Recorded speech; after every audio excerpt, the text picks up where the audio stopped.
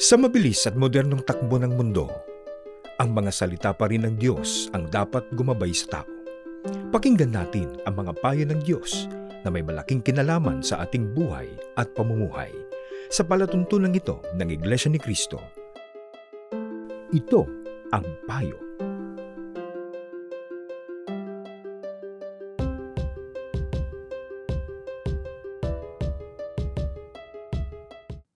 Magandang araw po mga mahal naming taga-subaybay. Welcome po muli sa ating program, Ito ang Payo. Nawa po ay nasa mabuti kayong kalagayan. Ako po ang kapatid na Jun Aro. Mahalaga ba na magkaroon tayo ng kaibigan? Medyo malalim na tanong po yan. Kasi maaring sa mga nakikinig po sa atin ngayon, sa inyo po na mga taga-subaybay, ay magkakaiba po kayo ng sagot. Maaring oo, maaring hindi, maaring yung iba ay neutral lamang. Sapagkat meron kasing mga tao na gustong mapag-isa, kumbaga ay loner. Subalit, sasangguniin natin ang Biblia ukol sa pagkakaroon ng kaibigan o kasama. Masama bang magkaroon ng kasama o kaibigan? Basahin po natin ang nakasulat sa Ecclesiastes 4:9 hanggang 11 at 12 pa. Ang dalawa ay mabuti kaysa isa. Mas marami ang bunga ng anumang gagawin nila. Kapag nabuwal ang isa, may tatayo siya ng kanyang kasama. Kawawa ang nag-iisa, pagkat walang tutulong sa kanya kapag siya ay nabuwal.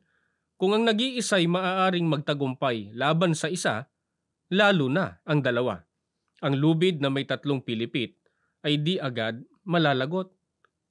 Gaano kasama na nag-iisa o walang kaibigan o kasama? Ang sabi po ng Biblia, ang dalawa ay mabuti kaysa isa. Bakit po? Sinabi rin po ng Biblia sa atin, mas marami niya ang bunga na magagawa nila. Kapag nabuwalaan niya ang isa, may tatayo siya ng kanyang kasama. Kawawa ang nag-iisa, ang sabi po ng Biblia, pagkat walang tutulong sa kanya kapag siya ay nabuwal. Kung ang nag-iisa niya ay maaaring magtagumpay laban sa isa, lalo na ang dalawa. At ang lubid na may 3 pilipit ay di agad malalagot kasi matibay.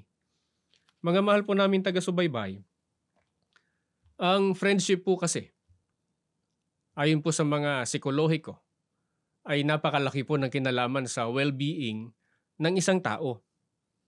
Ang tao raw, batay sa pag-aaral ng mga psikolohiko, ang tao ron na mayroong social connections o mayroong mga malalapit na kaibigan ay mas masaya raw at kontento sa kanilang buhay. At mas mababa ang posibilidad na magkaroon po ng mga sakit kagaya ng depresyon, kagaya ng sakit sa puso at iba pang mga chronic diseases. Subalit, yung mga tao naman na walang social connection, walang malalapit na kaibigan, walang kasama, dahil lagi pong mapag-isa, ay mas mataas daw ang tsansa na mamatay ng maaga. Pinatutunayan pa ng iba't ibang mga psychological research sa iba't ibang panig ng mundo na ang pagiging palakaibigan o ang pagkakaroon po ng social connection ay isa raw po yung indikasyon o interpreter ng pagiging mahaba, malusog, at masayang buhay ng tao. Sa makatwid, mga mahal namin taga-subaybay, totoo yung sinasabi ng Biblia. Hindi mainam na ang tao ay mag-isa. Mabuti po na mayroong kaibigan. Sapagat ang pagkakaroon ng kaibigan o social connection ay may mabuting dulot sa well-being ng isang tao. Kaya mahalaga po na mayroon tayong kaibigan. At mahalaga rin, marunong tayo makipagkaibigan. Kaya lang, mayroong cuts din dyan eh. Hindi naman po kung kani-kanino lamang tayo makikipagkaibigan. Di po ba? Kung papaanong mapili tayo sa kung anong ating isusuot, mapili, maselan tayo sa kung anong ating kakanin, ganun din, dapat maging mapili tayo, maging matalino tayo sa mga taong kakaibiganin natin o sasamahan po natin. Bakit po? Ano po dahilan? Bakit dapat na maging mapili tayo sa ating mga kakaibiganin o sasamahan? Pakinggan natin ang pahayag po ng Biblia sa atin Unang Korinto 15:33. Narito po ang pahayag sa atin. Huwag kayong padaya, ang masamang kasama ay sumisira ng magagandang ugali. Ano po dahilan at dapat na maging mapili tayo sa ating mga sasamahan o kakaibiganin? Pagkat ang sabi po ng Biblia, mag-ingat kayo, huwag kayong padaya, ang masamang kasama ay sumisira ng magagandang ugali. Maring sabihin po ninyo, paano po yan? Wala namang perpektong tao. Bagaman mahirap pong makasumpong ng kaibigan na walang kapintasan, gaya nga ng sabi ng iba, kung hahanapin mo ay kaibigan na walang kapintasan, mamamalagi kang walang kaibigan. Subalit madaling makilala po at madaling makita kung sino po ang hindi dapat na kaibiganin o pakisamahan. Sino po yon? Yung sabi ng Biblia na masamang kasama.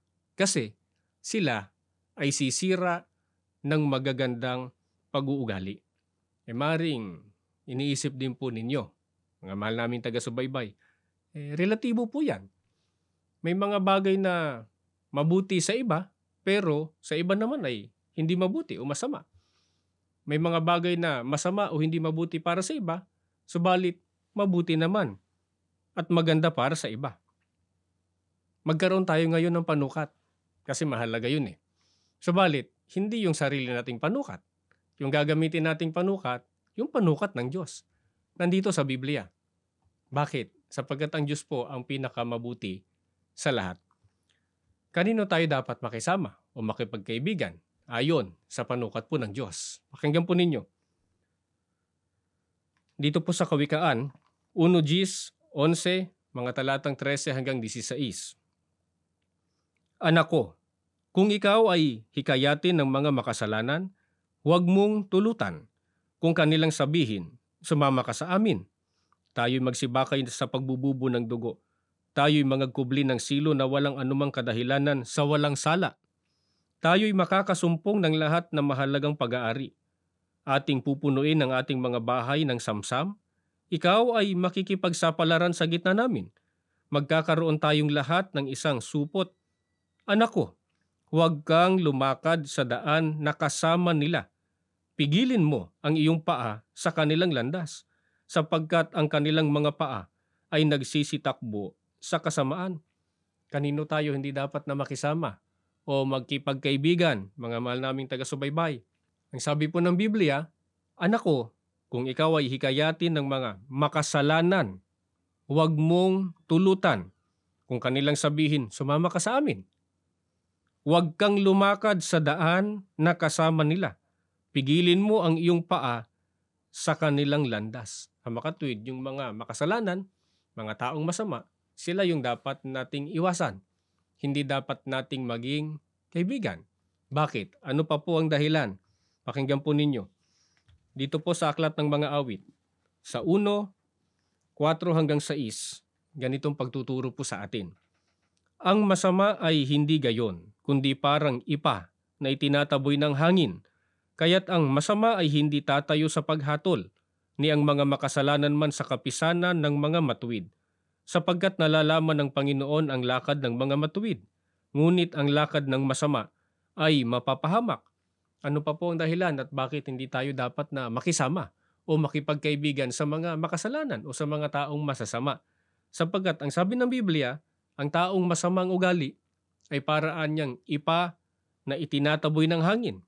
Hindi papayag ang Diyos na silaan niya'y tumayo sa kapisanan ng mga matuwid at sila po ay mapapahamak.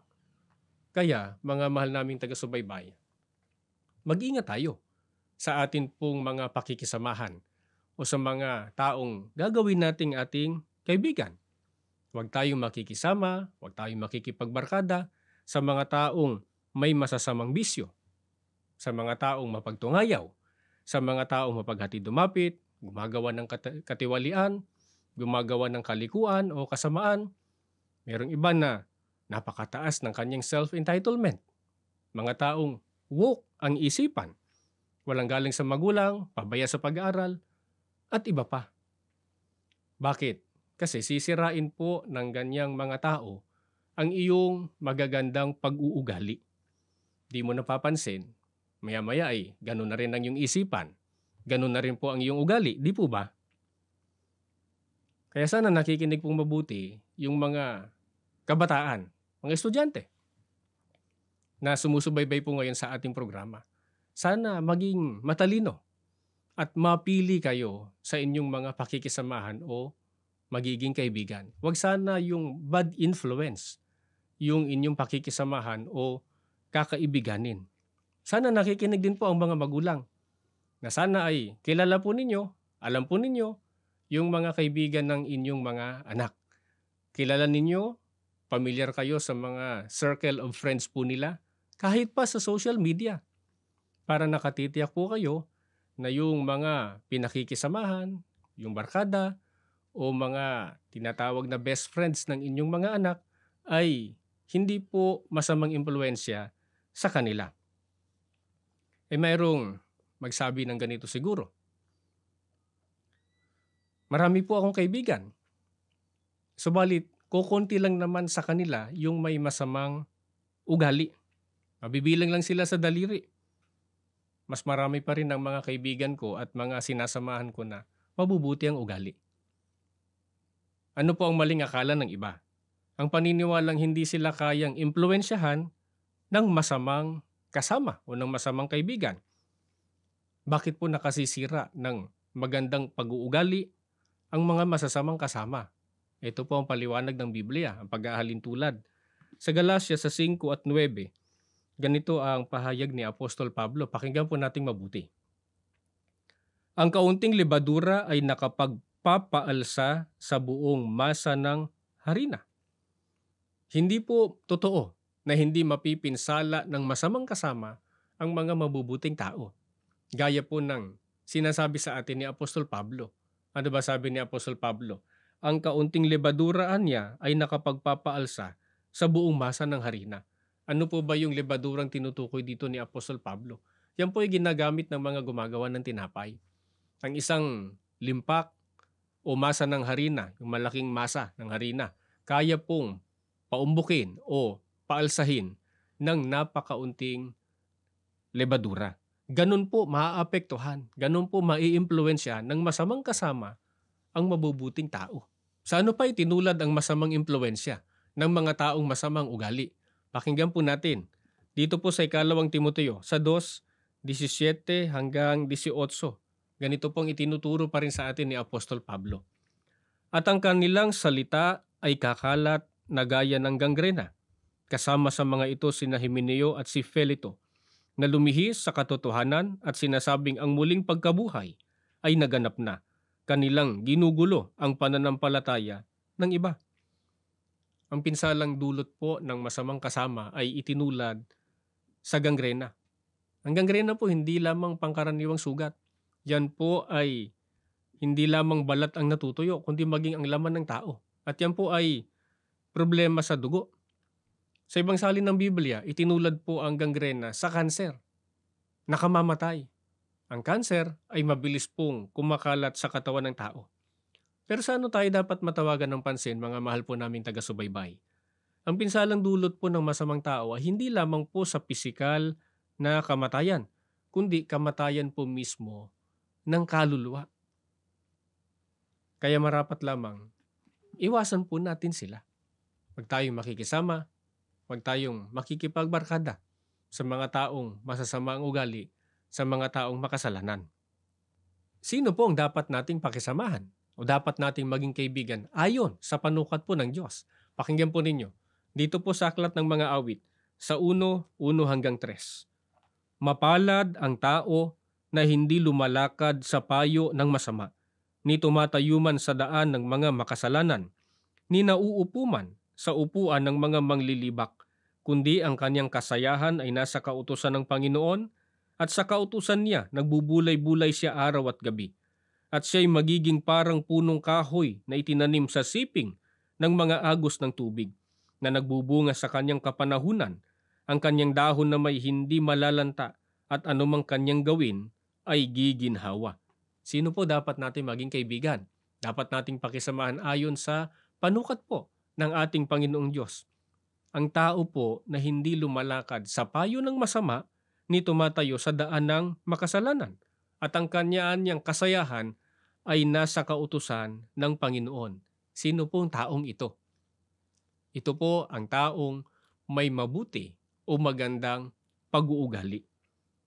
Ang mabuting tao, ayon po sa panukat ng ating Panginoong Diyos. Ang ganito pong pamarisan natin. Ang ganitong tao po ang samahan natin. Gawin nating kaibigan para tayo ay maimpluwensyaan, mahikayat din, gumawa ng mabuti. Sa kanila tayo dapat na makisama. Ano ba bintaha kapag tayo ay naimpluwensyahan na gumawa ng mabuti? Sabi po ng Biblia, mapalad ang tao na may magandang pag-uugali. Gaano kapalad? Katulad anya ng punong kahoy na itinanim sa siping ng mga agos ng tubig na nagbubunga sa kapanahunan, ang dahon ay hindi nalalanta at anumang kanyang gawin ay giginhawa. Kaya napakalaki po ng biyayang hatid sa atin ng mabubuting kaibigan, ng mga kaibigang mayroong magagandang pag-uugali. Kaya nawa, maging matalino tayo, mga mahal naming taga-subaybay, at maging maselan tayo sa pagpili ng atin pong pakikisamahan o ng atin pong magiging kaibigan. Sapagkat napakahalaga po niyan, hindi lamang sa ating well-being, hindi lamang sa ating kapakanan dito sa buhay na ito, kundi higit sa lahat, pagdating ng araw ng paghuhukom.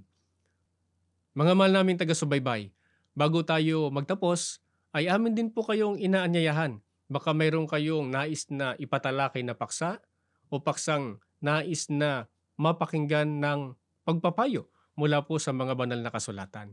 Maaari po ninyong i-email ang inyong mga suhestyon o tanong sa email po na ito. Ito ang payo@incradio.net. Muli po, maraming salamat sa inyong pagsubaybay sa palatuntunan po nating ito. Ito ang payo. Mananalangin po tayo.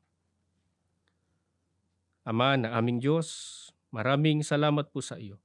At sa pamamagitan po ng palatuntunan ito, nagbibigay ka po ng payo sa bawat isa sa amin. Tulungan mo po kaming lahat na lagi naming matandaan at magawa sa buhay namin ang mga pagpapayo mo po sa amin para kami mapabuti, magkaroon ng mabuting kapalaran at mata mo po ang iyong mga biyaya. Pakibasbasan mo po ang mga taga-subaybay namin sa palatuntunan ito, ang mga kapatid namin sa loob ng iglesia na lalo pang tumatag sa pananampalataya at tulungan sa pagdadala ng kahalalan. Sa mga taga-subaybay po naming hindi pa po naming kapatid sa iglesia, pakitulungan din po ang bawat isa sa kanila. Nawa po sila man makasama namin sa tunay na paglilingkod sa iyo sa loob ng iyong banal na iglesia. Panginoong Jesus, ipamagitan mo po kami sa Ama, naway patnubayan kaming lagi sa ginagawa naming pamumuhay, maingatan ang aming buhay at lakas, lalo po ang aming kahalalan. Ama, ingatan mo po ang aming tagapamahalang pangkalahatan, ang kapatid na Eduardo Manalo, ganon din ang pangalawang tagapamahalang pangkalahatan, ang kapatid na Angelo Eranio Manalo, alang-alang po sa iyong iglesia. Hinihiling na po namin ng lahat sa pangalan po ng aming Panginoong Hesukristo. Amen. Sumainyo po ang mensahe ng ating palatuntunan sa araw na ito. Maraming salamat po sa inyong pagsubaybay. Hanggang sa muli, sumaatin nawang lagi ang mga biyaya ng ating dakilang Diyos.